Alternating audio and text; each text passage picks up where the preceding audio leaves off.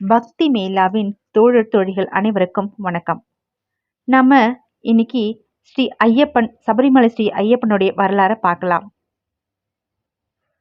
முன்னொரு காலத்தில் வரமுனி என்ற முனிவர் வாழ்ந்து வந்தார். அவர் பல காலமாக தவமிருந்து இறை எண்ணங்களுடன் சிறந்த இருந்தமையால் அனைத்து முனிவர்களும் இவரின் மீது மிகுந்த மரியாதையும் மதிப்பையும் வைத்திருந்தனர். ஆனால் வரமுனிவரோ தனது தவ வலிமையினால் தானே உயர்ந்தவன் என்ற தலைக்கடம் கொண்டிருந்தார். வரமுனிவரின் தவ வலிமையை கேள்விப்பட்ட அகத்திய முனிவர் அவரை காண அவர் இடத்திற்கு சென்றார். ஆனால் வரமுனியோ தன்னை காண வந்திருந்த முனிவர்களான அகத்தியரையும் அவருடன் வந்திருந்த மற்ற முனிவர்களையும் காணாது அலட்சியம் செய்தார். இதனால் மிகுந்த சினம் கொண்ட அகத்திய முனிவர் தவத்தினால் தாங்கள் எவ்வளவு உயரிய நிலையை அடைந்தாலும் மற்றவர்களை மதிக்க தெரியாத நீர் எருமையாக பிறப்பீர் என சபித்தார். அகத்திய முனிவர் இட்ட சாபத்தின் அருமை தெரிந்தவுடன் தான் செய்த தவறை எண்ணி தன்னை மன்னிக்குமாறு அகத்திய முனிவரிடம் சாப விமோசனம் அளிக்க வேண்டி அவரை சரணடைந்தார். வரமுனிவர் தான் செய்த தவறை உணர்ந்துவிட்டார் என்பதை அறிந்த அகத்திய முனிவர் கோபம் முழுவதும் நீங்கி அவர் அளித்த சாபத்திற்கான விமோசனத்தை கூறினார். வரமுனிவரே, நான் இட்ட சாபமோ ஆகும். அதை என்னால் திரும்ப பெற இயலாது. ஆகவே நீர் எடுக்கும் அடுத்த பிறவியில் மகிஷவாக, அதாவது எருது பிறந்து அன்புள்ளம் கொண்ட லோகமாதவனான பார்வதியால் ஆட்கொள்ளப்பட்டு சாபத்தில் இருந்து விமோசனம் அடைவாய் என்று கூறினார். அசுர குலத்தில் ரம்பன் என்னும் அசுரனுக்கு ஒரு பெண் எருமைக்கும் மகிஷாசுரன் என்ற அரக்கனும் மகிஷி என்ற அரக்கனும் பிறந்தார்கள். மகிஷாசுரன் அரச குலத்தில் பிறந்து வளர்ந்து வரும் சூழலில் தேவர்களால் அசுரர்களுக்கு ஏற்படும் பல இன்னல்களை கண்டதும் மகிஷாசுரன் தேவர்களை வெற்றி கொள்ளும் வகையில் பிரம்மதேவரை நோக்கி கடும் தவம் புரிந்தார். மகிஷாசுரனின் கடும் தவத்தால் மகிழ்ந்த பிரம்மதேவர் அவன் முன்பு தோன்றினார். பிரம்மதேவர் மகிஷாசுரனிடம் உன்னுடைய தவத்தால் யாம் மனமகிழ்ந்தோம் என்றும் வேண்டும் வரத்தை கேட்பாயாக என்றும் கூறினார். பிரம்மதேவரை வணங்கிய மகிஷாசுரன் தனக்கும் எந்நிலையும் எக்காலத்திலும் மரணம் என்பது ஏற்படாமல் இருக்க வேண்டும் என்று வரம் கேட்டான். அதற்கு பிரம்மதேவர், பிறந்த அனைத்து உயிர்களும் இறப்பு என்பது இன்றியமையாத ஒன்றாகும். அது எவராலும் எந்த சக்தியாலும் தடுக்க இயலாது என்று கூறி வேறு வரத்தை கேட்பாயாக என்று கூறினார். பின் சற்று யோசித்து கர்வம் கொண்ட மகிஷாசுரன், ஆடவர்கள் பலர் பலமும் சக்தியும் கொண்டு இருக்கின்றார்கள்.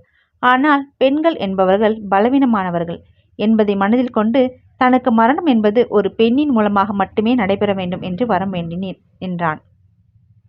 மகிஷாசுரன் வேண்டிய வரத்தினை பிரம்மதேவரும் அருளி அவ்விடம் விட்டு மறைந்து சென்றார். தன்னுடைய அழிவு என்பது ஒரு பெண்ணால் மட்டுமே என்பதை அறிந்த மகிஷாசுரன் செயல்பாடுகள் அதிகாரம் மமதையால் எல்லைகள் மீது நடக்கத் தொடங்கினான். தேவர்களை துன்புறுத்துவதும் அவர்கள் அடையும் துன்பத்திலிருந்து இவர்கள் இன்பம் காண்பதும் என அவர்களின் செயல்கள் தொடங்கின. பின்பு தேவர்கள் பிரம்மதேவரிடம் சென்று முறையிட பிரம்மதேவர் காலம் வரும் வரை பொறுமை காக்க வேண்டும் என்று கூறினார். பின்பே பார்வதி தேவி மும்மூர்த்திகளின் சக்திகளை கொண்டு துர்கா அவதாரம் எடுத்து மகிஷாசுரனை வதம் செய்தாள். மகிஷாசுரனை வதம் புரிந்த துர்கா தேவி மகிஷாசுர மர்தினி என்று அழைக்கப்படுகிறார். பிரம்மதேவரை நோக்கி தவமிருந்த மகிஷாசுரனின் தங்கையான மகிஷி தனது சகோதரன் இழப்பிற்காக அவரின் மரணத்திற்கு காரணமானவர்களை பழிவாங்க கடும் கோபத்துடன் பிரம்மதேவரை நோக்கி பழங்காலங்களாக தவம் இருக்கத் தொடங்கினாள். மகிஷி பழங்காலங்களாக இருந்து வந்த தவத்தின் பயனாக பிரம்மதேவரும் அவளின் முன் தோன்றினார். பின் மகிஷியை நோக்கி, பிரம்மதேவர் பழங்காலங்களாக நீ மேற்கொண்ட தவத்தால் யாம் மனம் மகிழ்ந்தோம் என்று கூறி வேண்டும் மறுத்தினை பெறுவாயாக என்று கூறினார். எப்பொழுதும் போலவே அசுரர்களைப் போன்று அரக்கியான மகிஷியும் தன்னுடைய சகோதரை கொன்றவனை அழிக்கும் சக்தியை அளிக்க வேண்டும் என்றும் தன்னை எவராலும் அழிக்க இயலாத போன்று என இருக்கும்படி தனக்கு வரம் அளிக்க வேண்டும் என்று கூறி வேண்டி நின்றாள். ஆனால் பிரம்மதேவரோ இயற்கை எவராலும் வெல்ல ஆட்கொள்ளவோ இயலாது என்றும் இதனை விடுத்து வேறு வரத்தை கேட்பாயாக என்றும் கூறினார். தான் வேண்டிய வரம் கிடைக்காத பட்சத்தில் தனக்கு அழிவு நேராத வகையில், ஆனால் தனது சக்தியை அதிகரிக்கும் பொருட்டு தனது சகோதரனை வஞ்சகம் செய்து அவன் அழிவுக்கு காரணமாயிருந்த தேவர்களை துன்புறுத்தும் பொருட்டும் சற்று நிதானமாக சிந்தித்து தனக்கான வரத்தினை கேட்கத் தொடங்கினாள். அதாவது தனது அழிவு என்பது இரு ஆண்களுக்கு இடையே பிறந்த குழந்தையின் மூலமாகவே இருக்க வேண்டும் என்ற வரத்தினை பிரம்மதேவரிடம் வேண்டி நின்றாள். பிரம்மதேவர் காலம் அறிந்தவராயிற்றே. மகிஷி கேட்ட வரத்தினால் நிகழும் நன்மையை கருத்தில் கொண்டு அவள் கேட்ட வரத்தை அவ்விதம் அளித்து அவ்விடம் விட்டு மறைந்தார். பிரம்மதேவர் அவ்விடம் விட்டு மறைந்ததும் தனது மனதில் பெரும் மகிழ்ச்சியுடன் அவள் இருந்த இடமே அதிரும்படி வஞ்சனையும் இருமாப்பும் கலந்த சிரிப்புடன் காணப்பட்டாள் மகிஷி. இரு ஆண்களுக்கிடையே குழந்தை பிறப்பது என்பது சாத்தியமற்றது. எனக்கு அழிவு என்பதே கிடையாது. என்னை எவராலும் அழிக்க இயலாது என்பதை எண்ணி எண்ணி மனமகிழ்ந்தாள். எப்பொழுதும் போலவே தான் பெற்ற வரத்தினால் தேவர்களுக்கு பலவிதமான இன்னல்களை தோற்றுவிக்க தொடங்கினாள். பின்பு தனது சக்தியினை கொண்டு தவம் புரியும் முனிவர்களுக்கு பலவிதமான இன்னல்களை ஏற்படுத்தி அவர்களை அழிக்கவும் செய்தாள். என்னை அழிக்க எவரும் இல்லை, இனியும் இருக்க வாய்ப்பில்லை என்ற கர்வத்தால் பூமியில் உள்ள உயிர்களையும் தன் கண்ணில் பட்ட மனிதர்கள் மற்றும் விலங்குகளையும் அழிக்கத் தொடங்கினாள். மகிழ்ச்சியின் செயல்பாடுகளை எதிர்த்த தேவர்களையும் அழிக்கத் தொடங்கினாள். காலங்கள் செல்ல செல்ல மகிழ்ச்சியின் சக்தியும் அவளால் உண்டாகும் அழிவும் அதிகரிக்க தொடங்கியது. பின்பு தேவர்கள் மற்றும் முனிவர்கள் என அனைவரும் தேவர்களின் தலைவனான இந்திரனை சந்தித்து மகிழ்ச்சியால் நடைபெற்று கொண்டிருக்கும் அழிவுகளை எடுத்து கூறி தங்களை காக்க வேண்டி நின்றனர். தேவர்களின் வேந்தனான இந்திரன் அவர்களின் இன்னல்களை அறிந்து அவர்களின் இன்னல்களை போக்கும் பொருட்டு மகிழ்ச்சிக்கு வரம் அளித்த பிரம்மதேவரை காண சத்தியலோகம் சென்று பிரம்மதேவரை கண்டு வணங்கி முனிவர்கள் மற்றும் பூவுலகில் வாழும் மக்கள் அடையும் இன்னல்களை எடுத்து கூறினார்.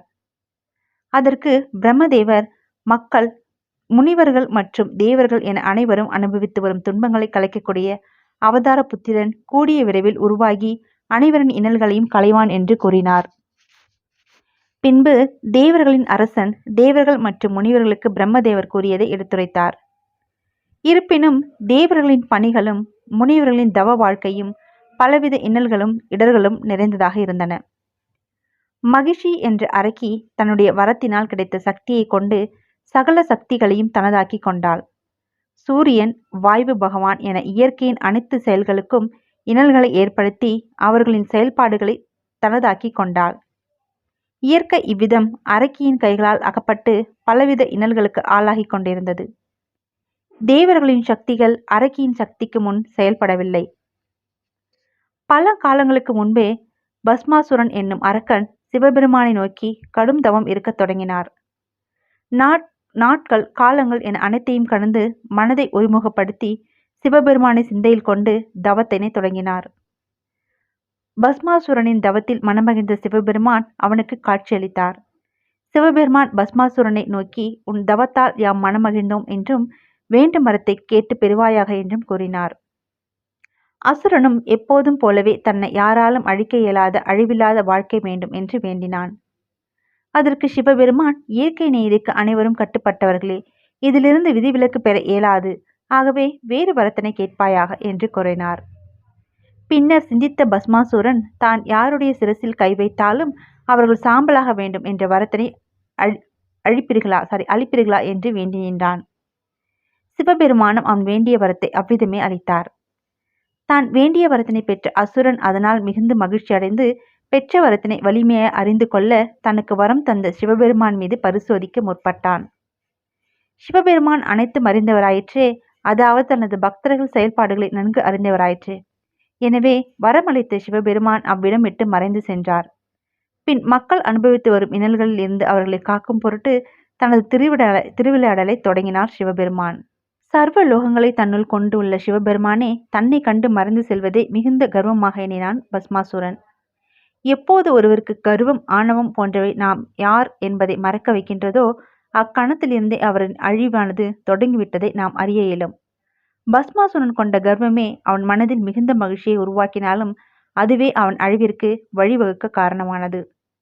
பஸ்மாசுரன் தனது வரத்தினை சிவபெருமான் மீது பிரயோகிக்க சிவபெருமான் இருக்கும் இடத்தை தேடி செல்லத் தொடங்கினான். சிவபெருமான் தன் பக்தர்கள் மீது கொண்ட அன்பால் அவர்கள் வேண்டிய வரத்தினை அளித்து பின் அளித்த வரத்தினால் பலவிதமான இன்னல்களுக்கு ஆளாகி தனது பக்தர்களை விடுத்து மறைந்து செல்லும் சூழல் உண்டாயிற்று. இந்த சூழலில் இருந்து காக்க சிவபெருமான் திருமாலை எண்ணினார். சிவபெருமானை தேடி சென்ற பஸ்மாசுரன் வழியில் அழகிய உருவம் கொண்ட காண்போரை இருக்கும் வண்ணம் உடல் அழகும் முக அழகும் கொண்ட ஒரு பெண்ணை கண்டு தான் எதற்காக இங்கு வந்துள்ளோம் என்ற எண்ணத்தையும் மறந்து அந்த பதுமையின் பிள்ளை செல்லத் தொடங்கினான். எழில் மிகுந்த அழகான உருவம் கொண்ட பதுமையே திருமாலின் மோகினி அவதாரமாகும். பின்பு பதுமையிடம், யார் நீ? இவ்வளவு எழில் கொண்ட உன்னை இதுவரை நான் கண்டதே இல்லை என்று பஸ்மாசுரன் அந்த பதுமையிடம் கூறினான். பஸ்மாசுரன் பதிலை கேட்ட பதுமையான மோகினி பஸ்மாசுரனை பார்த்தபடி ஒரு அழகிய எழில்மிகுந்த புன்னகைத்தும் அவன் தன்னை முழுவதும் மறந்தான். மோகினியின் அழகிய சிரிப்பில் தன்னை மறந்து தான் யார் என்பதை அறியாமல் நின்றிருந்த பஸ்மாசுரன் தன் மனதில் தோன்றிய எண்ணங்களை மோகினியிடம் எடுத்துரைத்தான். அதாவது, நான் அசுர குலத்திலே மிகவும் பலம் வாய்ந்தவன் என்றும், என்னை எவராலும் வெல்ல இயலாது என்றும், என்னை கண்டு சிவபெருமானே பயந்து மறைந்துள்ளார் என்றும் தன்னை பற்றிய பெருமைகளை மோகினியிடம் எடுத்துரைத்தான். பின்பு மோகினியின், உன் அழகானது என்னிடம் இருக்கும் சக்தியை காட்டிலும் பலம் கொண்டதாக உள்ளது என்றும், நீ என்னை மறந்து கொள்வாயா என்றும் அசுரனான பஸ்மாசுரன் மோகினியிடம் கேட்டான். ஆனால் மோகினியோ தன்னை திருமணம் செய்து கொள்ளப் போகின்றவர் தன்னுடைய நடன போட்டியில் ஈடுபட்டு தன்னை வென்றவனாக இருக்கும் பட்சத்தில் நான் அவனை திருமணம் செய்து கொள்வேன் என்று கூறினாள். அசுரனான பஸ்மாசுரன், அதற்கென்ன, நானும் நடன கலையில் வல்லவன், உன்னுடன் போட்டியிட்டு உன்னை வென்று உன்னை மனம் செய்து கொள்கிறேன் பார் என்று நடன போட்டிக்கு தன்னை தயார்படுத்தி கொண்டான். பின்பு மோகினி நடனமாட அவளுடன் இணைந்து பஸ்மாசுரனும் நடனமாடத் தொடங்கினான். நடன கலையில் தனது வலது காலை தூக்கி இடது கால் இவ்வுலகை வெல்லக்கூடியவர் என்பதை போல தனது சிகை அலங்காரம் மற்றும் வாகனங்கள் மூலம் அனைத்தையும் வெளிப்படுத்தி கொண்டிருந்தார் மோகினி. மோகினி நடனத்திற்கு தகுந்தாற்போல் பஸ்மாசுரன் தனது நடன கலைகளின் மூலம் மோகினி நடனத்திற்கு ஈடு கொடுத்து ஆடிக்கொண்டிருந்தான். பஸ்மாசுரனின் கவனம் முழுவதும் மோகினியை சுற்றியே இருக்கும் பட்சத்தில் அவள் ஆடும் நடன அசைவுகளை கவனிப்பதிலும் தனது முழு எண்ணத்தையும் அவள் மீது மட்டுமே கொண்டிருந்தான். இன்னொரு நிலையில் மோகினி தனது வலது காலை தூக்கி இடது காலால் பின்னோக்கி மடக்கி அபிலாசலைகளை காட்டி தனது கரங்களால் பலவித அபிநய முத்திரைகளை வெளிக்கொணர்ந்து அவனது கவனத்தை முழுவதும் தன் மீது இருக்கும்படி செய்து கொண்டிருந்தாள். பஸ்மாசுரன் நிகழ்வது யாதென அறியாமல் மோகினிக்கு சமமாக நடனமாடி அவளை மகிழ்வித்துக் கொண்டிருந்தான். நடன கலையின் ஒரு இடத்தில் தனது இரு கரங்களையும் தூக்கி மார்பிற்கு இணையாக வைத்து தனது நடன அசைவுகளால் தனது கரங்களை சிரத்தின் மீது வைத்து நடனமாடினாள் மோகினி. மோகினியை பின்தொடர்ந்து நடனமாடிக்கொண்டிருந்த பஸ்மாசுரன் அவர்களை பின்தொடர்ந்து நடனமாடும் நிலையில் தான் பெற்ற வரம் பற்றிய எண்ணம் அவன் நினைவிற்கு எட்டாமல் நடன நிலையில் தன்னை முழுவதும் மறந்து அபிநய கலையால் தனது கரங்களை கொண்டு தனது சிரத்தின் மீது வைத்த அடுத்த கணமே அவன் பெற்ற வரத்தால் முழுவதும் எரிந்து சாம்பலாகி தனது அழிவை தேடிக்கொண்டான். முன்னொரு சமயம் பிரம்மதேவர்களுடன் வந்த மகிழ்ச்சியை பற்றியும் அவள் பெற்ற வரத்தையும் பற்றி எடுத்துரைத்து அறிக்கையால் தேவர்கள் அடையும் மின்னல்களையும் சிவபெருமானுடன் எடுத்துரைத்திருந்தார். பஸ்மாசுரன் முழுவதாக அழிந்த பின்பு திருமால் சிவபெருமானை எண்ண சிவபெருமானும் அவ்விடம் தோன்றினார். சிவபெருமான் மோகினியாக அவதாரம் கொண்டு திருமாலை கண்டதும் பிரம்மதேவர் எடுத்துரைத்த மகிழ்ச்சி அறைக்கிய அழிக்க தருணத்திற்காக காத்திருந்தது போல் சிவபெருமான் மோகினி அவதாரத்தை காண இரு சக்திகளின் நினைவால் ஒரு மாபெரும் சக்தியானது பல லட்ச சூரிய ஒளியின் வெளிச்சத்தை காட்டிலும் அதிக வெளிச்சம் கொண்ட ஒரு குழந்தையை உருவாக்கியது.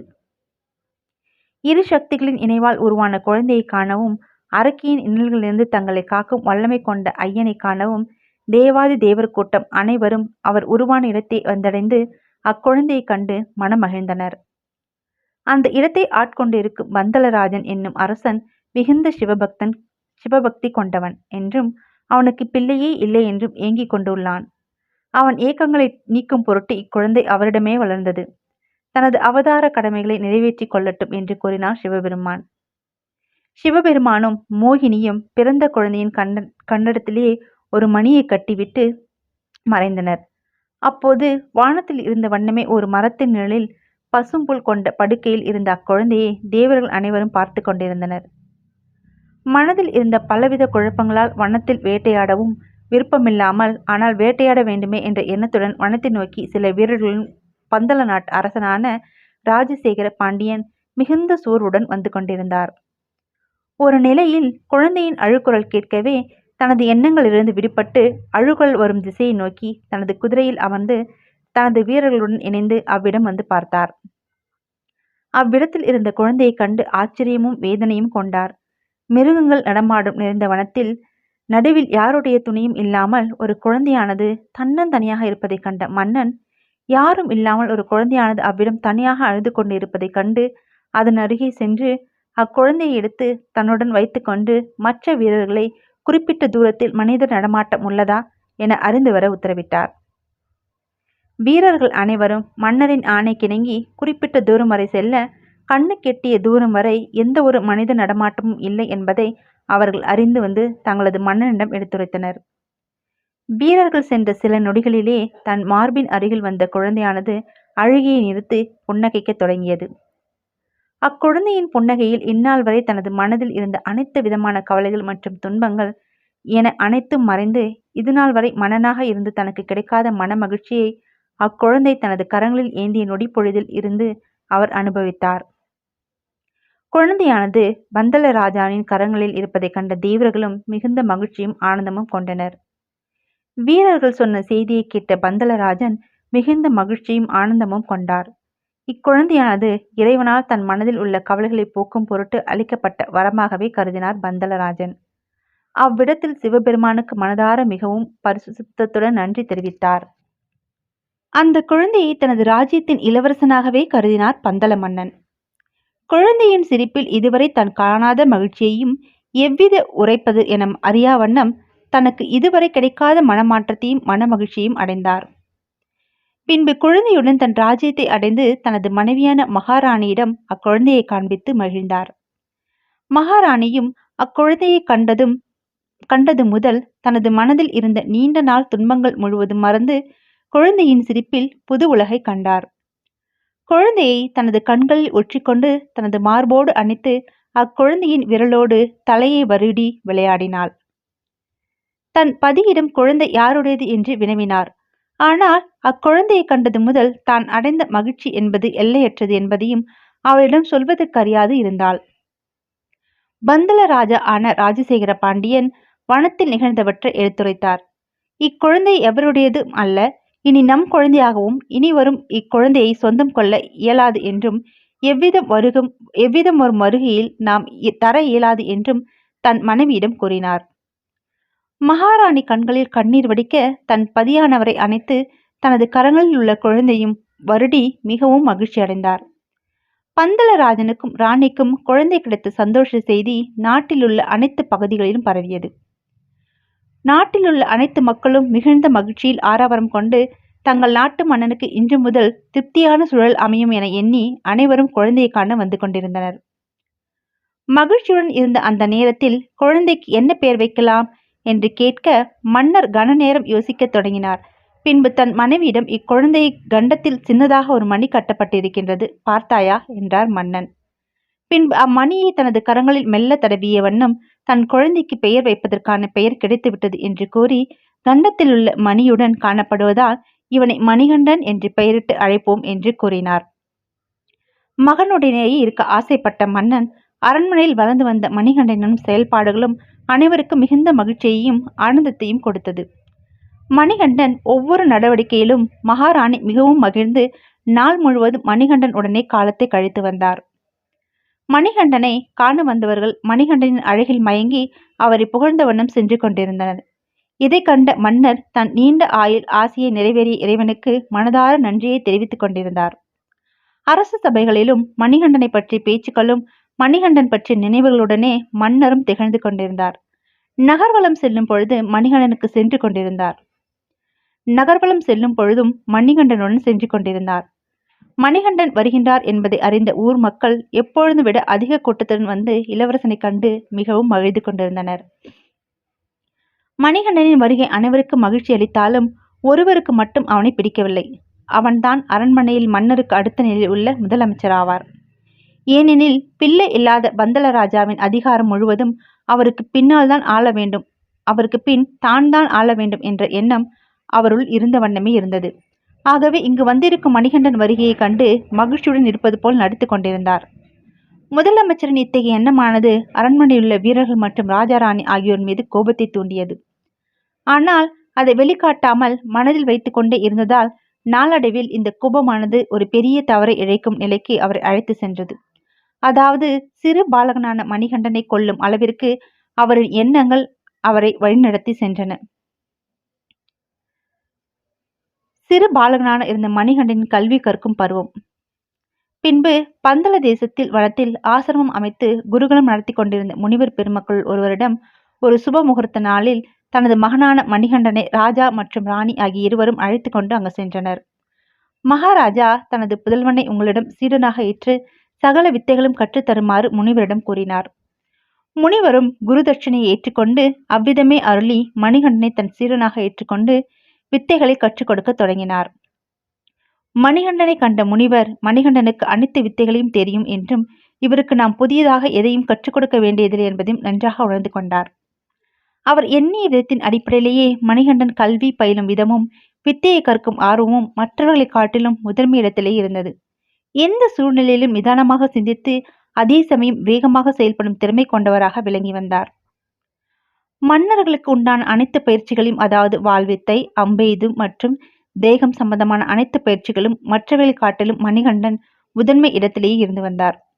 மணிகண்டனுக்கு குருவாக இருப்பது எந்த ஜென்மத்தில் நான் செய்த புண்ணியமோ என்று எண்ணும் அளவிற்கு முனிவர் மிகவும் மகிழ்ச்சி அடைந்து தன் பிறவி பலனை அடைந்ததாக எண்ணி ஆனந்தம் கொண்டார். கல்வி பயின்ற காலமும் முடிவுற்றது. அரண்மனை அடையும் நேரமும் மணிகண்டனை நெருங்கியது. மணிகண்டன் தனது குருவானவரை கண்டு குருதட்சிணை அளித்து அவரிடம் ஆசி பெற்று தன் இல்லத்திற்கு செல்ல தன் குருவை காண அவர் இல்லம் நோக்கி சென்றார். மணிகண்டன் நோக்கத்தை அறிந்த குருவும் அவர் அளித்த தட்சணையும் மனதார பெற்றுக்கொண்டு, ஆனால் முகத்தில் மகிழ்ச்சி இல்லாமல் வாங்கி கொண்டார்.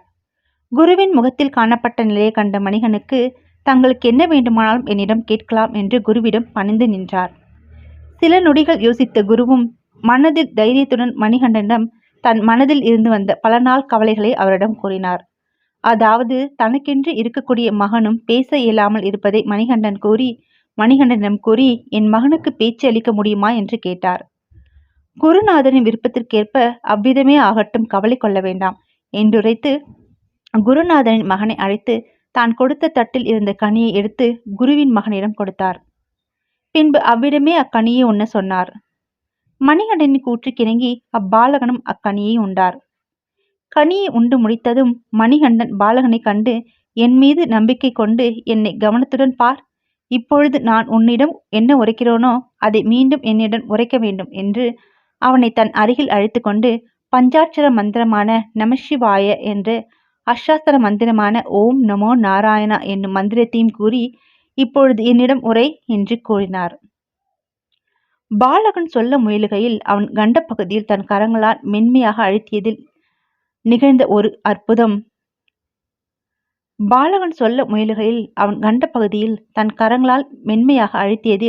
நிகழ்ந்தது ஒரு அற்புதம். அதாவது மணிகண்டன் கூறிய பஞ்சாட்சரம் மற்றும் அஷ்டாட்சர மந்திரத்தை கூற அவனும் அம்மந்திரங்களை மெதுவாக அனைவரும் கேட்கும் வண்ணம் உரைக்கத் தொடங்கினார்.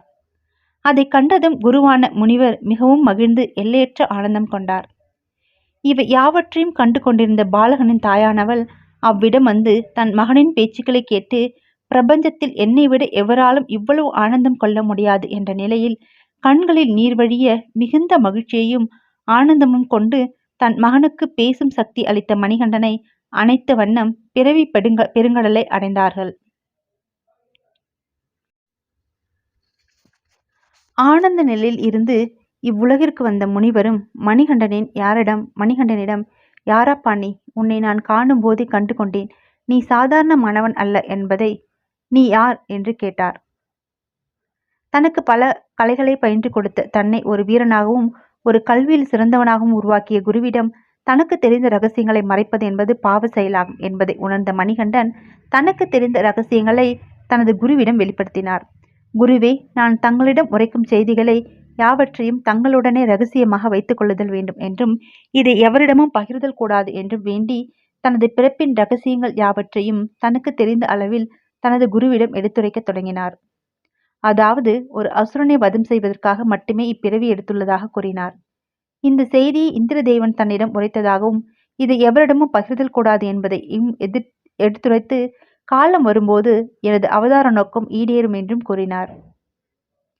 தனது பிறப்பின் ரகசியங்களை எடுத்துரைத்து குருவிடம் ஆசி பெற்று அவ்விடம் விட்டு பிறந்த இடமான அரண்மனை நோக்கி தன் பயணத்தை தொடர்ந்தார் மணிகண்டன். மணிகண்டன் செல்வதை பார்த்த குருவானவர் தன் ஆசிரமத்தை விட்டு ஒரு ஜோதி ரூபமாக செல்வதாக தனது அகக்கண்ணில் கண்டு, யான் என்ன பாக்கியம் செய்தேன் என்று தனது மனப்புரிப்படை மகிழ் மிகவும் ஆனந்த நிலையில் மகிழ்ச்சி கொண்டார். குருகுலத்தில் தனது கல்வியை முடித்து ராஜ்யத்திற்கு மணிகண்டன் வருகை தரும் செய்தியை அறிந்த மன்னரும் மிகுந்த மகிழ்ச்சி கொண்டு ராஜ்யம் முழுவதும் அலங்காரங்களுடனும் பலவிதமான இசை முழக்கங்களுடனும் அவரை வரவேற்க காத்து கொண்டிருந்தார். ராஜ்யமெங்கும் அவர் வருகையை ஒட்டி அழகிய மலர் அலங்காரங்களுடன் அலங்கரிக்கப்பட்டு கொண்டிருந்தன. மணிகண்டன் வரும்பொழுது பெண்களும் பெரியவர்களும் வரவேற்று கொண்டிருந்தனர். படை வீரர்கள் சூழ மணிகண்டன் அரண்மனையின் நுழைவாயிலை அடைந்து அரண்மனை நுழைய முற்படுகையில் அரண்மனையில் இருந்த பெண்கள் அவரை மிகுந்த அன்போடும் பாசத்தோடும் வரவேற்றனர். வயதில் மூத்த பெண்கள் ஆரத்தி எடுத்து பொட்டு வைத்து அவரை மிகுந்த அன்போடு வரவேற்றனர். மகாராஜாவும் மகாராணியும் மணிகண்டனை மிகுந்த அன்போடு வரவேற்று அவரிடம் தனது சகோதரனையும் காட்டி மிகுந்த ஆனந்தம் கொண்டனர். சிறுவயதில் கண்ட மணிகண்டன் இப்பொழுது மிகுந்த அழகுடனும் தெளிவுடனும் விளங்குவதாக தன் தாய் கூற, தந்தையோ தனது தாய்க்கு முன் குழந்தை எப்பொழுதும் அழகானவன்தான் என்று சொல்ல, கலகலப்பான சூழலில் நிகழ்ச்சியானது அனைவருக்கும் ஆனந்தம் அளிக்கும் வகையில் நிறைவு பெற்றது. ஆனால் ஒருத்தரை தவிர. அரண்மனையில் இருந்த அனைவரும் மணிகண்டனின் வருகையும் அவரது கல்வி ஞானத்தையும் கண்டு மிகவும் அலாதி மகிழ்ச்சி கொண்டிருந்தனர். ஆனால் முதலமைச்சர் மணிகண்டனை காணும் போதெல்லாம் தனது பதவியானது பறிபோனதே என்ற எண்ணமே அவருக்கு மேலோங்க தொடங்கியது. தான் அரியணை ஏறாவிட்டாலும் மணிகண்டன் அரியணை ஏறக்கூடாது என்பதில் தீவிரமாக இருந்தார். இந்த எண்ணமே அவரை மாபெரும் பாவ செயலை செய்ய காரணமாக அமைந்தது. மகாராஜாவுக்கும் மகாராணிக்கும் இடையே அவர்களின் புதல்வன் உருவாகி அரண்மனையில் வளரத் தொடங்கினார். இந்த புதல்வரின் வருகையானது சிலரின் சூழ்ச்சிக்கு மிகவும் பயனுள்ள வகையில் மாறியது. அதாவது அமைச்சரின் சதித்திட்டத்திற்கு சுபிட்சமான பலன் அளிப்பதாக அமைந்தது. ஒரு சமயம் அரண்மனையில் மணிகண்டன் இல்லாத சூழலில் மகாராணியும் அவரது மகனும் அரண்மனையில் இருந்த குளத்தில் விளையாடி காலத்தை கழித்தனர். இந்த நிகழ்வை கண்ட அமைச்சர் இதுதான் மகாராணியிடம் உரையாடுவதற்கு தகுந்த சமயம் என எண்ணி மகாராணியிடம் தனது எண்ணத்தை அவருக்கு ஏற்கும் விதமாக உரைக்கத் தொடங்கினார். அதாவது மகாராணியை கண்டு அவரிடம் தனது வணக்கத்தை தெரிவித்து தனது உரையாடலை தொடங்கினார். உங்களுக்கு எவ்வளவு பெரிய மனது இருக்க வேண்டும் என்று தனது முதல் அம்பினை தொடுத்தார். அதற்கு மகாராணியும், ஏன் இவ்விதம் நீங்கள் உரையாடீர்கள்? நான் எப்பொழுதும் போலவேதான் உள்ளேன்.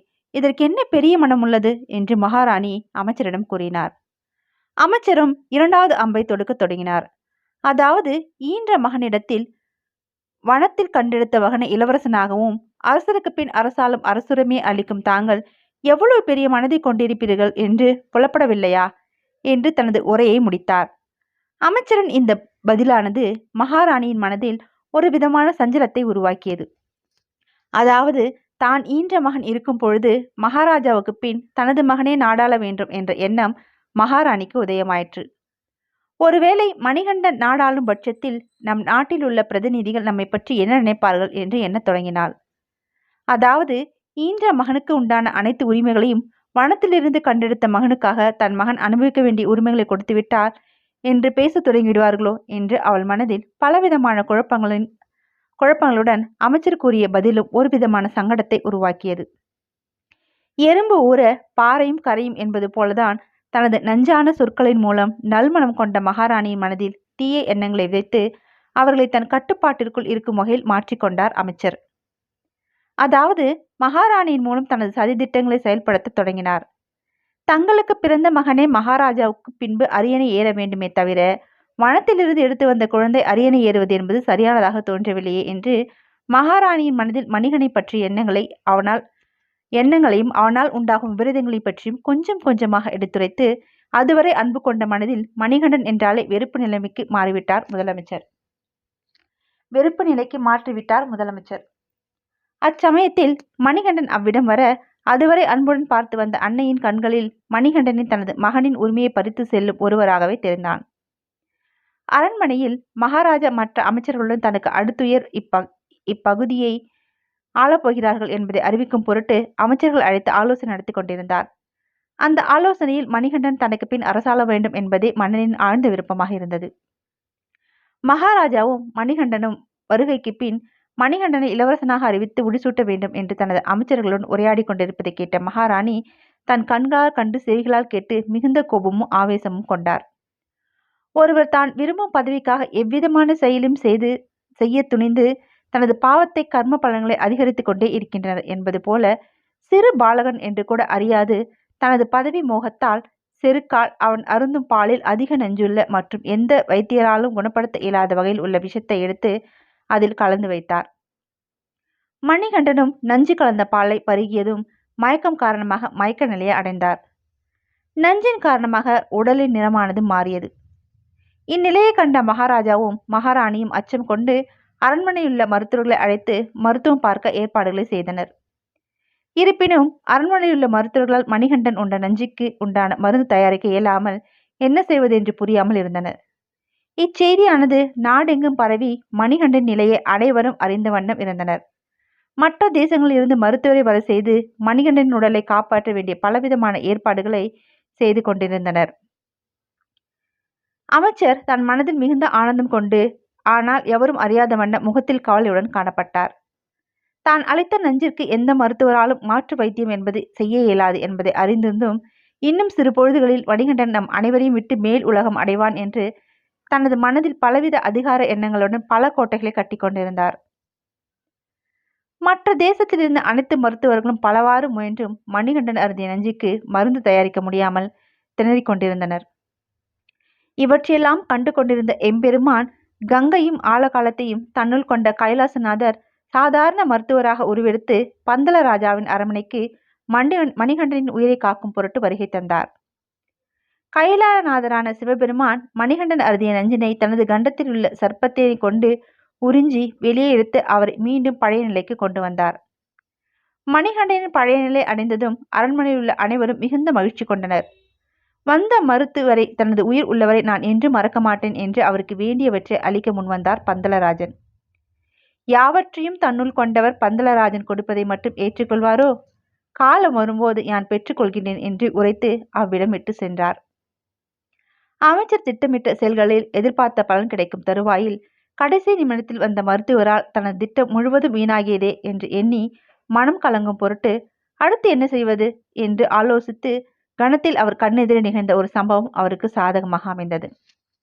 அதாவது மணிகண்டன் தனது தாயிடம் பேச முயலுகையில் தாயோ தன் மகனிடம் பேச மணிகண்டன் பேசுவதை மறந்து தன் மகனிடம் உரையாடி கொண்டிருந்ததை கண்டார் முதலமைச்சர். அன்று முதல் அவரின் மனதில் எண்ணங்கள் யாவும் மாற்றமடைய தொடங்கின. மகாராஜா மிகுந்த மகிழ்ச்சியுடன் இருந்த தருணம் பார்த்து மகாராணியோ மகாராஜாவிடம் சென்று தனது மனதில் இருந்து வந்த எண்ணங்களை வெளிப்படுத்தினார்.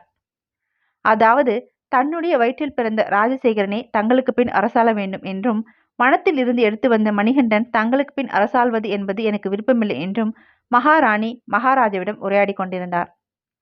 ஆனால் மகாராஜாவோ மகாராணியின் கூற்றுகளுக்கு செவி சாய்க்காமல் தனக்கு பின் மணிகண்டன் மட்டுமே தனது ராஜ்யத்தை ஆள வேண்டும் என்பதில் திடமாக மகாராணியிடம் எடுத்துரைத்தார். சில நாட்களாகவே உனது போக்கில் மாற்றங்கள் நிகழ்ந்து கொண்டிருப்பதை நான் கவனித்தேன் ராணி. ஆனால் அது இவ்வகையில் இருக்கும் என்று நான் சற்றும் எதிர்பார்க்கவில்லை. அவனும் நம் மகனே. மூத்தோன் இருக்கும் பட்சத்தில் இளையோன் ஆளக்கூடாது என்பதை நினைவில் கொள். மணிகண்டனை எனக்கு பின் அரசாள்மான் என்று எடுத்துரைத்துவிட்டு அவ்விடம் விட்டு சென்றார். மகாராணிக்கும் மகாராஜாவின் கூற்றுகளில் திருப்தி இல்லாமையால் அவர் மிகுந்த கோபத்துடன் முதலமைச்சரை அணுகி இந்த உரிமையில் தான் ஈன்ற மகனை வெற்றி கொள்ளும் வகையில் நிவர்த்தி செய்ய இயலுமா என்று கேட்டார். மேலும் மூத்தோன் இருக்கும் பட்சத்தில் இளையோன் ஆள இயலாது என்று மன்னன் கூறியது அவர் மனதில் மிகவும் ஆழமாக பதிந்திருந்தது. ராணியின் மனதில் பதிந்த இந்த எண்ணம் முதலமைச்சரின் சதித்திட்டத்திற்கு ஒரு விதையாகவே அமைந்தது. அதாவது தனது மனதில் நீண்ட நாட்களாக இருந்து வந்த பகையை நிறைவேற்றிக் கொள்ள இந்த விதையை தனக்குரிய ஒரு மரமாக மாற்றிக்கொள்ள விருப்பம் கொண்டு அதை செயல்படுத்தவும் தொடங்கினார். அதாவது மகாராணியின் அதிகாரத்தையும் அவர்களிடம் இருந்த பொருட்களையும் கொண்டு தனது சதி திட்டத்தை செயல்படுத்த பல முயற்சிகளை மேற்கொண்டார். மகாராஜாவும் மணிகண்டனை இளவரசனாக அறிவிக்கும் பொருட்டு ஏற்பாடுகளை மேற்கொண்டு வந்த அவரின் வேகத்தை காட்டிலும் தன் திட்டத்தின் வேகத்தை அதிகப்படுத்த முனைந்தார் முதலமைச்சர். அதற்கென ஒரு மாபெரும் திட்டத்தை தீட்டினார். அதாவது அரண்மனை வைத்தியரை கொண்டு சில பதவிகள் அளிப்பதாக உறுதிமொழி கொடுத்து செய்யும் காரியத்திற்கான பொருளையும் கூறி மகாராணிக்கு உடல்நலம் சரியில்லாமல் இருப்பதாகவும் அதை சரி செய்ய சில கடுமையான இடத்திலிருந்து பொருட்கள் கொண்டு வரும் விதத்தில் இருத்தல் வேண்டும் என்று கூறுமாறு முதலமைச்சரும் மற்றும் மகாராணியும் இணைந்து சதித்திட்டம் தீட்டினார்கள். திட்டத்தின்படியே ராணியும் தனது நாடகத்தை மகாராஜாவிடம் அரங்கேற்ற தொடங்கினார். அதாவது தனக்கு தலைவலி என்பது மிகவும் கடுமையாக இருப்பதாகவும் தன் வேலைகளில் சிறிது கவனம் செலுத்த இயலவில்லை என்றும் அரண்மனையே அதிரும் வகையில் அலறிக்கொண்டு மிகுந்த வேதனையுடன் இருப்பதாக காட்டிக்கொண்டாள். மகாராணியின் அலறலை கேட்ட மகாராஜாவும் நிகழ்ந்தது யாது என்று அறியாமல் உடனடியாக அரண்மனை வைத்தியரை அழைத்து மகாராணிக்கு உகந்த சிகிச்சை அளிக்குமாறு கூறினார். ஏற்கனவே திட்டமிட்ட சதித்திட்டத்தின்படியே தனது செயல்பாடுகளை அரங்கேற்றத் தொடங்கினார் வைத்தியர். அதாவது மகாராஜாவின் முன்னிலையில் மகாராணியை உடல்நிலை ஆராய்வது போல் சில மூலிகைகளை கொடுத்து அவரின் தலைவலி குறைவதற்காக முயற்சி செய்வதாக பாவனைகளை மேற்கொண்டார். பல மூலிகைகள் அளித்தும் மகாராணியின் தலைவலியானது சரியாகவில்லை என்று சற்று சஞ்சலம் கொண்ட முகத்துடன் மகாராஜாவிடம் அவர்கள் திட்டமிட்ட சதித்திட்டத்தில் அடுத்த நிலையை செயல்படுத்த தொடங்கினார்கள். மகாராஜாவோ முதலமைச்சரிடம் ராணியின் நிலையை எடுத்து கூறி மற்ற தேசத்தில் இருக்கும் வைத்தியரையும் அழைத்து வர ஆணையிடலாம் என்று கூறினார். ஆனால் முதலமைச்சரோ, மகாராஜாவே, நம் வைத்தியர் சாதாரணமானவர் அல்ல, அவர் எல்லாவித நோய்களையும் குணப்படுத்தக்கூடியவர் என்று ஆறுதல் கூறினார். மேலும் மகாராணிக்கு ஏற்பட்டுள்ள தலைவலிக்கு உண்டான தீர்வையும் இந்நிலையில் தேர்வு செய்து வைத்திருப்பார், மனம் சஞ்சலம் கொள்ள வேண்டாம் என்று ஆறுதல் கூறுவது போல் மகாராஜாவிடம் உரையாடி அவர்களின் திட்டத்திற்கு தகுந்தாற்போல் மகாராஜாவையும் அவர் அறியா வண்ணம் அழைத்து சென்றார். மணிகண்டன் தனது தாயாருக்கு உடல்நிலை சரியில்லை என்பதை அறிந்து அடுத்த கனப்பொழுதே தாய் இருந்த அறையை நோக்கி விரைந்து வந்து அவர்களுக்கு நடக்கும் சிகிச்சையை கண்டு கொண்டிருந்தார். பின் அறையின் வெளியே வந்து தந்தை மிகுந்த கவலையுடன் இருந்ததை அறிந்த மணிகண்டன் அவன் அருகில் சென்றார். மணிகண்டனும் மகாராஜாவும் ஒன்றிணைந்து அப்பொழுதே இச்செயலை எடுத்துரைக்க சரியானதாக அமையும் என்று முதலமைச்சர் வைத்தியரிடம் சில செய்கைகளை காட்டி வைத்தியரும் அங்கு கூடி நின்ற மூவருடன் சென்று மகாராணியின் உடல்நிலைகளை பற்றி எடுத்துரைக்க தொடங்கினர். வைத்தியர் ஒருவரிடம் சென்று, மகாராணிக்கு ஏற்பட்டுள்ள தலைவலி சாதாரண தலைவலி அல்ல, மிகவும் கடுமையான உயிரை கொள்ளும் வகையிலான தலைவலியாகும். இவ்விதமே விட்டுவிட்டால் மகாராணி விரைவில் நம்மை விட்டு மறைந்து விடுவார் என்று கூறினார். இதை கேட்டதும் மகாராஜா என்ன செய்வது என்று புரியாமல் திகைத்து நின்று கொண்டிருந்தார். ஆனால் நிகழ்வது யாவற்றையும் மணிகண்டன் அறிந்தவையே. இங்கு நிகழ்ந்து கொண்டிருக்கும் மாற்றங்கள் யாவும் தனது பிறப்பில் இலக்கை நோக்கி தன்னை இழுத்து செல்வதை நன்குணர்ந்தார். முதலமைச்சரோ மருத்துவரிடம் ராணிக்கு ஏற்பட்டுள்ள தலைவலியை போக்க வேறு ஏதாவது மாற்று வழி உண்டா என்பது போல் வினவினார். வைத்தியரோ இதற்கான மாற்று வழி உள்ளது என்றும், ஆனால் அது மிகவும் கடுமையான வழியாகும் என்று கூறினார். மகாராஜாவும் எவ்வழி ஆயினும் பரவாயில்லை, தாங்கள் உரையுங்கள் என்று தன் மனதில் உள்ள தைரியத்துடன் அவர் கூறுவதை கவனித்து கேட்க தொடங்கினார். வைத்தியரோ அவர்கள் ஏற்கனவே திட்டமிட்ட சதித்திட்டத்தின் கடைசி நிலையை செயல்படுத்த தொடங்கினார். அதாவது தன்னிடம் மகாராணியின் தலைவலியை போக்குவதற்கான மூலிகை இருப்பதாகவும், மூலிகைகளை கலப்பதற்கு புலிப்பால் வேண்டும் என்றும், அதுவும் சமீபத்தில் குட்டியின்ற புலியே வேண்டும் என்றும், அந்த புலியின் பால் தான் இந்த தலைவலியை குணப்படுத்தப்படும் மூலிகைகளை கலந்து கொள்வதற்கான அருமருந்தாகும் என்றும் கூறினார். இதனை கேட்ட அரசர் புலிப்பால் கொண்டு வருவதற்கு நாட்டில் பாதி எழுதி தருவதாக கூறினார். ஆனால் யாரும் புலிப்பால் கொண்டு வருவதற்கு தயார் இல்லை. இதை கண்ட அரசன் வருத்தமடைந்தான். அரசன் வருத்தத்தை கண்ட மணிகண்டன் தான் புலிப்பால் கொண்டு வருவதாக கூறினான். அதனை கேட்ட மன்னன் மணிகண்டன் புலிப்பால் கொண்டு வருவதற்கு காட்டிற்கு செல்ல வேண்டாம் என்று கூறினார். ஆனால் மணிகண்டன் பிடிவாதமாக தான் மட்டும் தனியாக சென்று புலிப்பால் கொண்டு வருவதாக கூறி காட்டுக்கு புறப்பட்டு சென்றார். சிறுவனுக்கு வனப்பகுதி செல்வதற்கு வீரர்கள் ஒரு குழுவை ஏற்பாடு செய்யும் ராஜசேகரின் முயற்சிகளை மணிகண்டன் நிறுத்திவிட்டார். படை கூட்டத்தை கண்டால் அமைதி இழந்து புலி பயந்து ஓடிவிடும் என்று வாதித்தார். மன்னர் ராஜசேகர் வேறு வழியின்றி அரை மனதுடன் மகனை வழி அனுப்பி வைத்தார். மகனும் வழியில் சாப்பிடும் உணவுப் பொருட்கள் மற்றும் சிவபெருமானின் உருவமாக கருதப்படும் 3 கண்களை கொண்ட நெய் தேங்காயை கொடுத்து அனுப்பினார். இதனை எடுத்துக்கொண்டு மணிகண்டன் காட்டிற்குள் சென்றார். அங்கு ஒரு குடிசையை அமைத்து அங்கு தங்கினார். மணிகண்டன் வருவதை உணர்ந்த தேவர்கள் மணிகண்டனிடம் சென்று மகிஷியின் கொடுமைகளை பற்றி எடுத்துரைத்தார்கள். தேவர்களின் வருத்தத்தை போக்குவதற்காக மணிகண்டன் மகிஷியை வதம் செய்வதற்கு புறப்பட்டார். மணிகண்டன் பானங்களை எய்த வேகத்திற்கும் பானங்கள் மகிஷியை அடைந்த வேகத்திற்கும் அடுத்து என்ன செய்வது என்று சிந்திப்பதற்கூட நேரமில்லாமல் இருந்தாள் மகிஷி. இருப்பினும் அவள் தன்னிடம் கொண்ட சக்திகளை கொண்டு தனக்கான ஆயுதங்களுடன் மணிகண்டனை தாக்கிக் தொடங்கினாள். மகிஷியின் அனைத்து விதமான அஸ்திரங்களுக்கு தம் தந்திரங்கள் என அனைத்தையும் மணிகண்டன் வென்று அவள் தந்திரங்கள் மாயசக்திகள் எவரையும் பாதிக்காத வண்ணம் தடுத்து நிறுத்தினார். அதே வேளையில் மணிகண்டன் விடுத்த பானங்கள் யாவும் மகிஷியின் பூத உடலில் பாய்ந்து அவளது உடலில் இருந்து உதிரத்தை வெளியேற வைத்தது. உதிரமானது வெளியேற அவளது பலமும் குறைய தொடங்கியது. எங்கே பலம் குறைய தொடங்குகிறதோ அங்கே பயமும் உருவாக ஆரம்பிக்கின்றது என்பதை புரிந்து கொண்டாள் மகிஷி. பலம் கொண்ட பல தேவர்களின் பலத்தை அழித்து அவர்களுக்கு பயத்தை காட்டி வந்த மகிஷிக்கு முதல் முறையாக தனது மனதில் பயம் உட்கொள்ள தொடங்கியது. மணிகண்டன் எய்த பானங்கள் அவளை அடையவும் அவள் மனதில் கொண்டுள்ள பயமும் ஒரு சேர அதிகரிக்கத் தொடங்கினர். அவளின் கரங்கள் மற்றும் கால்கள் அவளின் எண்ணங்களுக்கு இயங்க இயலாத நிலையில் தனது வாழ்க்கையின் முடிவானது வந்துவிட்டது, நாம் இன்னும் சிறிது நேரத்தில் அழியப் போகின்றோம் என்பதை உணர்ந்து கொண்டாள். மகிழ்ச்சியின் பலம் குறைந்து மடியும் வேளையில் இந்த பாலகன் யார் என்றும், இவனே தன்னை அழிக்க வல்ல சிவ மற்றும் திருமாலின் மைந்தன் ஆவானோ? அதனால்தான் என்னவோ பிரம்மதேவர் அளித்த வரமும் இந்த பாலகனின் முன்னிலையில் செயல்படாமல் தன்னை அழிவு பாதைக்கு அழைத்து சென்று விட்டது என்ற யோசனை எட்டியது. மேலும் அனைத்தும் அந்தத்தை நோக்கி சென்று கொண்டிருக்கின்றது என்பதை அறிந்தும் அச்சிறுவனை ஏளனமாக பேசிய பூத உடலானது அக்கணப்பொழுதில் அச்சிறு பாலகனை கண்டு மிகுந்த அச்சமும் பயமும் அவளை ஆட்கொள்ளத் தொடங்கியது. மணிகண்டனும் மகிழ்ச்சியின் பூத உடலுக்கு அருகில் சென்று அவளது தலை கொம்பினை பிடித்து அவ்விடத்திலிருந்து தூக்கி சுழற்றி எறிந்தார். அவளது உடல் விழுந்து அவளும் சிதையத் தொடங்கி மரணிக்கத் தொடங்கினாள். அந்த பூத உடலானது விழுந்த இடமானது இன்றும் அழுதா நதி என்று போற்றப்படுகின்றது. அந்த பூத உடலின் மீது மணிகண்டன் நடனமாட அந்த பூத உடலானது மிகவும் நலிவுற்று அதிலிருந்து அசுர அரக்கியின் உயிரானது பிரிந்து அவள் உருவாக்கிய அசுர சேனையும் இறந்து போனார்கள். அரக்கியானவள் இறந்ததை அறிந்த தேவர்கள் அனைவரும் பூமழை பொழிந்து மணிகண்டனை பரவசப்படுத்தினார்கள்.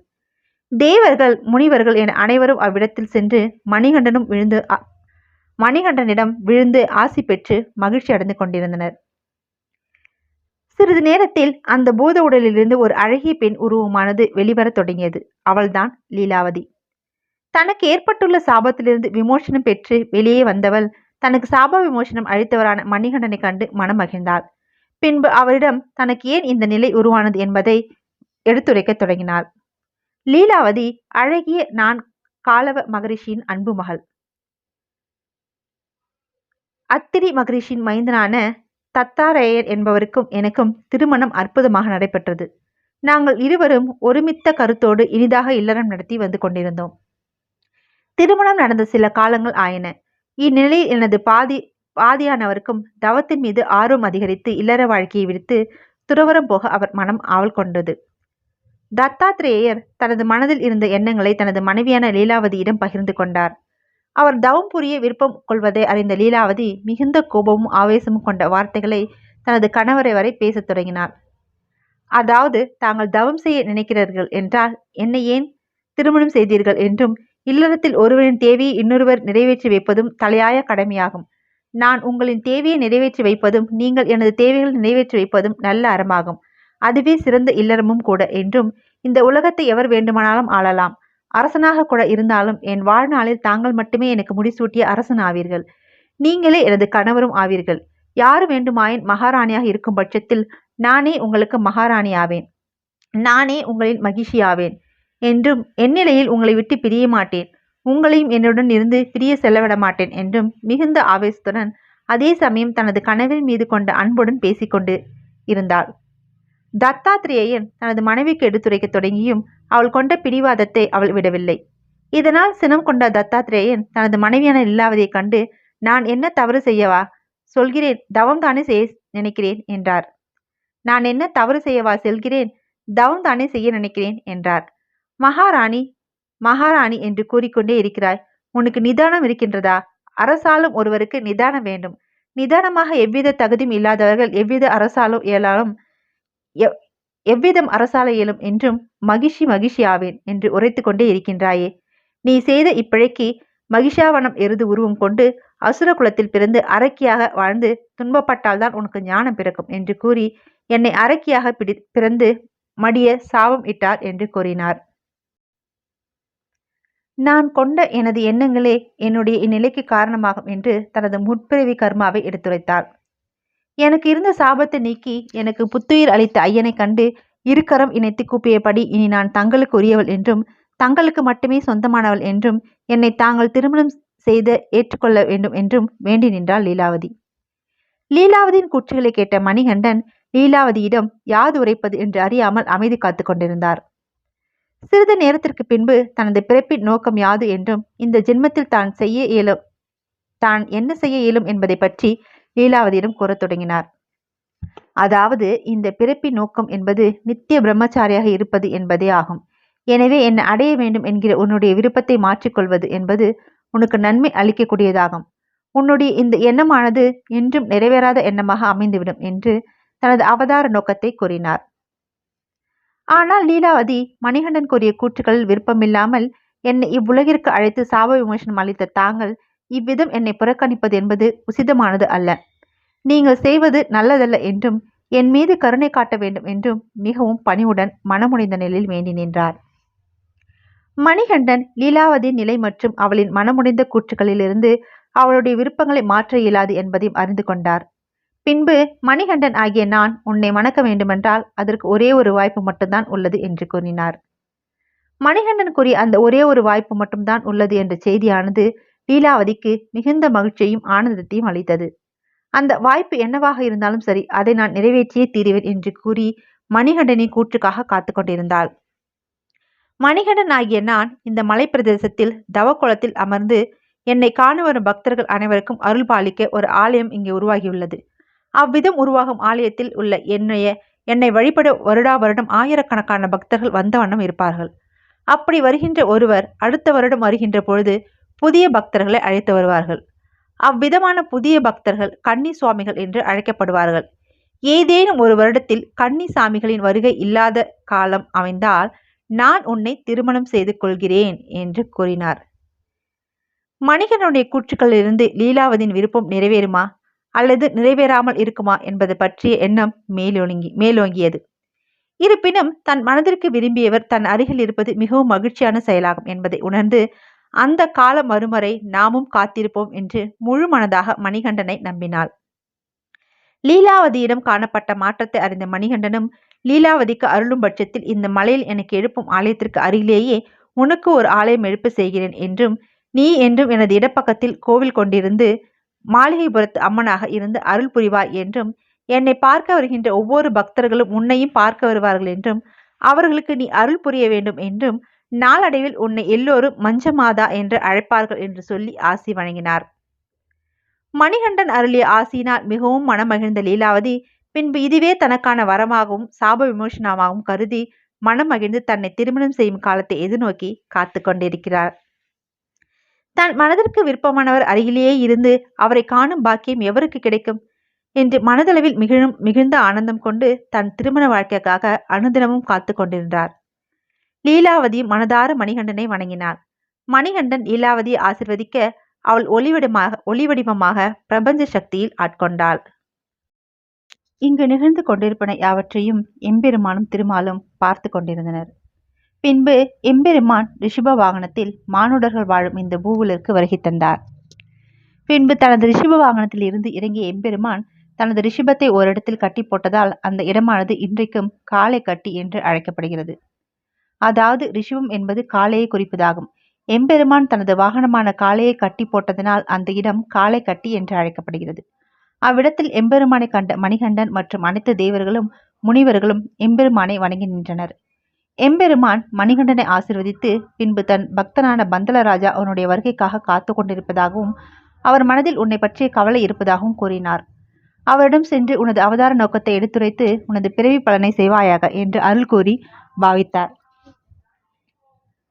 அரக்கியான மகிழ்ச்சியின் உடலிலிருந்து லீலாவதியின் ஆன்மா வெளியேறப்பின் அந்த உடலானது அவ்விடத்திலே இருந்து சிறிது நேரத்திற்கு பின்பு அவளது உடலானது பெரியதாக வளரத் தொடங்கியது. இப்படி நடப்பது அசுரர்களின் குணம் அல்லவா? பின்பு மணிகண்டன் அருகிலுள்ள ஒரு குன்றில், அதாவது பாதாள உலகில் அவ்வுடலை அனுப்பி வைத்து அந்த அசுர உடலின் வளர்ச்சியையும் ஏதேனும் ஒரு சமயத்தில் உயிர் பெற்று வராத பட்சத்தில் அவ்வுடலின் மீது கற்களை கொண்டு மூடுவது என்று தீர்மானித்தார்.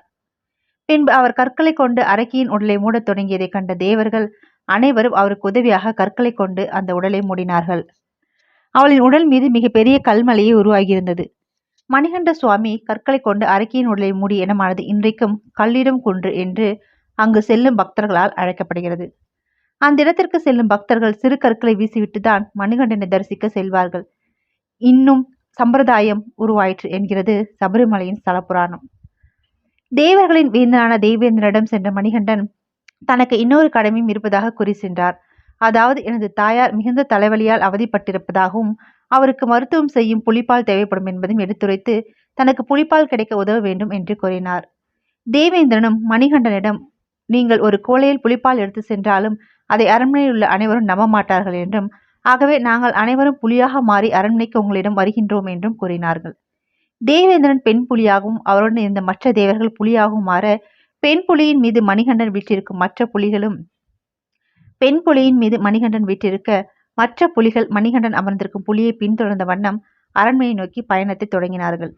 மணிகண்டன் புலிகளுடன் அரண்மனைக்கு நுழைந்த செய்தி அரண்மனையில் உள்ள அனைத்து பணியாளருக்கும் சென்றடையவே அனைவரும் அந்த காட்சியை காண விரைந்து வந்து புலியின் மீது வீற்றிருந்த மணிகண்டனை கண்டு வியந்து நின்று கொண்டிருந்தனர். புலிகளின் மீது வனத்தின் ராஜாவான சிங்கம் போன்று அமர்ந்திருப்பதைக் கண்ட மன்னனும் தனது மகனை நினைத்து பெருமிதம் கொண்டார்.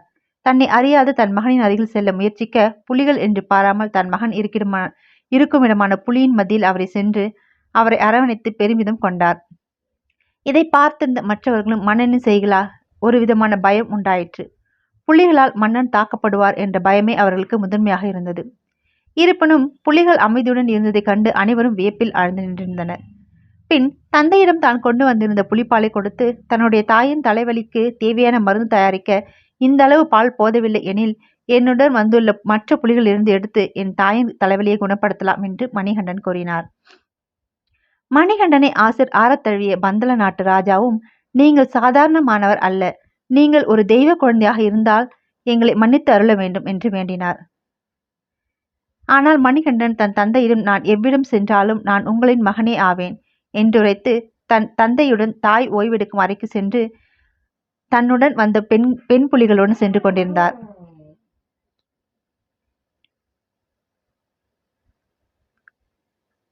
மணிகண்டனின் அன்னையோ புதல்வன் வந்து கொண்டிருந்த புலிப்பாலையும் புதல்வன் உடன் இருந்த புலிகளையும் கண்ட மாத்திரத்தில் தான் செய்து தவறை உணர்ந்து, ஐயனே, என் மகன் அரசாள வேண்டும் என்ற எண்ணத்தில் நான் தவறி இழுத்து விட்டேன், என்னை மன்னித்து விடுங்கள் என்று கூறி மணிகண்டனின் கால்கள் விழுந்து மன்னிப்பு கேட்டாள். அன்னையே, என்ன காரியம் செய்து விட்டீர்கள்? நான் எந்நிலைக்கு சென்றாலும் நீங்கள் என்னுடைய அன்னை ஆவீர்கள். என்னை ஈண்டெடுக்காவிட்டாலும் என்னை சரியான முறையில் வளர்த்து ஆளாக்கி வரும் தாங்களே தாங்கள் செய்த எது செய்தாலும் அது என் நன்மைக்கே ஆகும் என்று கூறினார். அவ்வேளையில் ராணிக்கு உதவியாக இருந்த முதலமைச்சரும் அரண்மனைக்கு வைத்தியரும் அவ்விடம் வந்து தாங்கள் இழைத்த தவறுகளை மன்னித்து எங்களையும் அருள் பாலிக்க வேண்டும் என்று வேண்டினார்கள். முதலமைச்சர், மருத்துவர் மற்றும் ராணி ஆகிய மூவரும் இணைந்து செய்த சதிவேலையை அறிந்த மன்னரும் மிகுந்த கோபம் கொண்டு தனது இடையில் இருந்த வாளை எடுத்து தவறு இழைத்தவர்களுக்கு சரியான தண்டனை அளிக்க வேண்டும் என கூறி தண்டனை அளிக்க முற்பட்டார். அவ்வேளையில் மணிகண்டன் தனது தந்தையை தடுத்து பின்பு அங்கு கூடியிருந்த அனைவரையும் அமைதிப்படுத்தினார். தாங்கள் செய்த செயலால் தான் என் பிறவி பலனை என்னால் அடைய முடிந்தது என்றும், நீங்கள் யாவரும் என் வினையின் பயனை செயல்படுத்த உதவிய கருவிகள் என்றும், தங்களின் மீது எவ்விதமான தவறும் இல்லை என்பதையும் தன் தாய் தந்தையிடம் எடுத்து கூறினார். பின்பு தன்னுடன் வந்த புலிகளை நோக்கி, தேவர்களை, தங்களின் சுய உருவம் அடைவீர்களாக என்று கூறினார். அங்கு வந்திருந்த தேவர்கள் அனைவரும் புலி உருவத்திலிருந்து தங்களது சுய உருவத்தை பெற்று அங்கிருந்த அனைவருக்கும் காட்சியளித்தனர். அக்காட்சியை கண்ட அனைவரும் நிகழ்வது யாதென்று அறியாமல் மணிகண்டன் தெய்வ அம்சம் கொண்டவர் என்பதை மட்டும் நன்கு அறிந்து கொண்டார்கள். அங்கு நடந்து கொண்டிருப்பது என்னவென்று புரிவதற்குள் பந்தல நாட்டு வேந்தனே தன் மகனிடம், யார் இவர்கள்? உன்னுடன் புலி உருவத்தில் வந்துள்ளார்கள். நீ சொன்னதும் அவர்கள் தன்னுடைய சுய உருவத்தை அடைந்தார்கள். அப்படியாகில் நீ யாரப்பா என்று மகனை தழுவிக்கொண்டு கேட்டுக்கொண்டிருந்தார். அங்கு குடியிருந்த அனைவரும் தேவர் பெருமக்களை, மணிகண்டனையும் மற்றும் மன்னரையும் பார்த்தனர். பின்பு மணிகண்டன் தன் பெற்றோரிடம் தன் பிறந்த ரகசியங்களையும் அவதார நோக்கத்தையும் எடுத்துரைத்தார். மணிகண்டன் கூறிய யாவற்றையும் கேட்ட மன்னனும் மகாராணியும், என்ன பாக்கியம் செய்தேனோ என்று தனது கரங்களை கூப்பி மணிகண்டனின் பாதங்களில் விழுந்து வணங்கினார்கள். உன்னை இறைவன் அளித்த குழந்தை என்று நினைத்தேன். ஆனால் இறைவனே எங்களுக்கு குழந்தையாக அவதரிக்கிறார் என்பதை அறிய போதும் இந்த பிறவியில் நாங்கள் செய்த புண்ணியமே என்று மனம் மகிழ்ந்தனர். சிறிது நேரத்திற்கு பின்பு நிதானத்திற்கு வந்த பந்தல மன்னன், எனக்கு இன்னும் ஒரு கடமை மீதமுள்ளது. அது என்னவென்றால், இந்த பந்தல தேசத்துக்கே தங்களை மன்னனாக பட்டம் சூட்ட வேண்டும் என்பதே அந்த கடமையாகும். அதை உடனே ஏற்பாடு செய்கிறேன் என்று கூறினார். அவர் கூறவே தாயும் அதை விரைவாக ஏற்பாடுகளை தொடங்குங்கள் என்று கூறினார். மன்னிக்க வேண்டும் தந்தையே, என்னுடைய பிறவி நோக்கமானது இனிதே நிறைவு பெற்றது. இனி நான் தங்களுடன் இருக்கப் போவதில்லை என்றும் நான் புறப்படுவதாக கூறினார் மணிகண்டன். ஆனால் பந்தல மன்னன், மகனே, இனி என்னால் உன்னை காண இயலாதா என்று மனமுடைந்து தன் மகனிடம் கேட்டார். இல்லையேல் வருடத்தில் ஒரு முறையாவது நான் உன்னை காண வேண்டுமே, அதற்காவது தாங்கள் எனக்கு வரமளிக்க வேண்டும் என்று வேண்டினார். தன்னை வளர்த்த தந்தையின் வேண்டுகோளுக்கு இணங்கி அவருக்கு அருள் பாவித்தார். நான் வருடத்தில் வரும் மகா சங்கராந்தியின் ஜோதி வடிவத்தில் உங்களை காண வருவேன் என்று வாக்களித்தார்.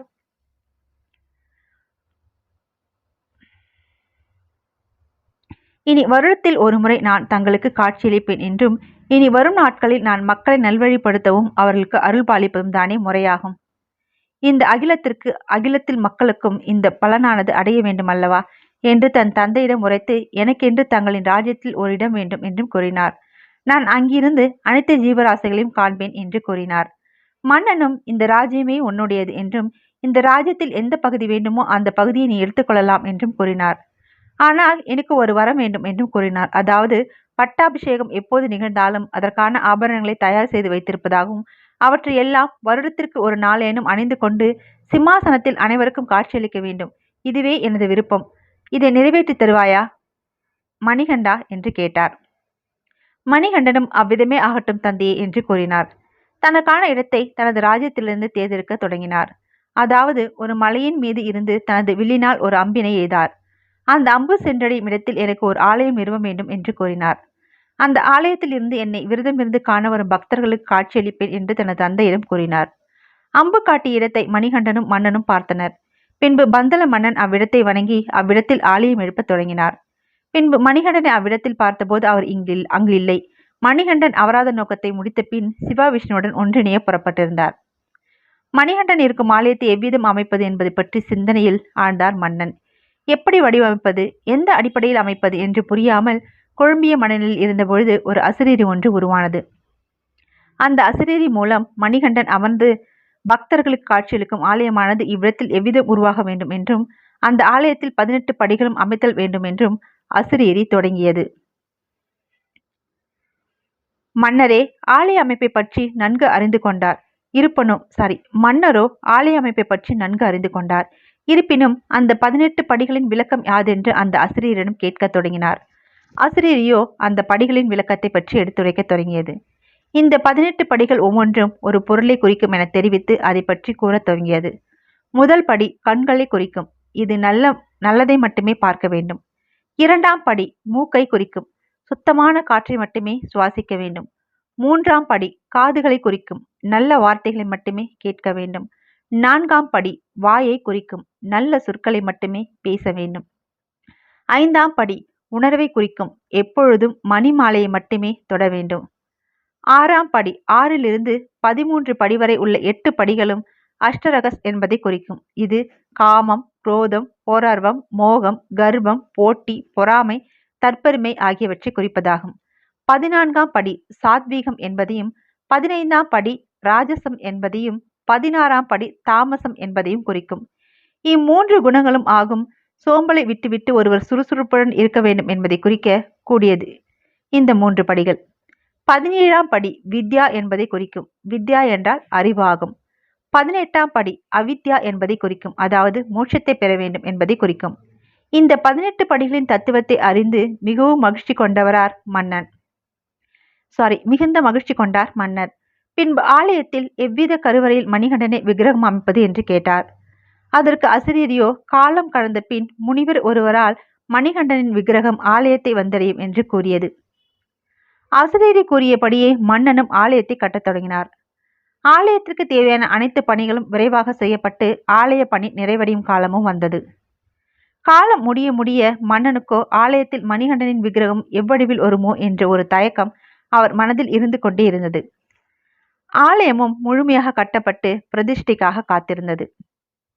யாருமே எதிர்பாராத விதமாக மணிகண்டனின் விக்கிரகத்தை வடிவமைத்து அந்த ஆலயத்திற்கு கொண்டு வந்தார் பரசுராமர். இம்மலையை உருவாக்கிய பரசுராமர் கரங்களிலே இம்மலையிலிருந்து அருள்பாலிக்கும் மணிகண்டனின் விக்கிரகம் வருவதை அறிந்த மன்னனுக்கு எல்லையற்ற ஆனந்தம்.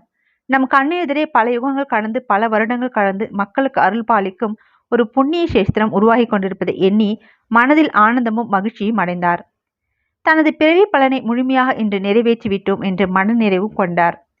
2 கால்களையும் குத்திட்டு யோக நிலையில் உட்கார்ந்திருந்தபடி தத்மவம்சி என்னும் முத்திரையை காட்டியபடி மணிகண்ட சுவாமியின் விக்கிரகத்தை பிரதிஷ்டை செய்து அருளினார் பரசுராமர். வருடா வருடம் தன் தந்தையிடம் அளித்த வாக்குறுதியின்படி மகர சங்கராந்தி தினத்தின் ஜோதி வடிவில் இன்றளவும் தனது பக்தர்களை காண வந்து கொண்டிருக்கிறார் ஐயப்பன். அனைவருக்கும் ஐயனே சாஸ்தாவே என்று மணிகண்டனை பல விதமாக துதித்து அர்ச்சனை செய்து மணிகண்டன் என்னும் திருநாமத்துடன் ஐயப்பன் சாஸ்தா என பல்வேறு நாமங்களால் பின்னாளில் அழைக்கப்பெற்று கலியுகத்தில் இன்று மனதார விரதமிருந்து தன்னை காண வரும் பக்தர்களாக காட்சியளித்து அருள் பாலித்து வருகிறார். பீடத்தில் தர்மசாஸ்தாகவும் மணிகண்டனாகவும் ஐயப்பனாகவும் அமர்ந்து இன்றளவும் நம் மனம் என்னும் பீடத்தில் அமர்ந்து கொண்டிருக்கிறார்.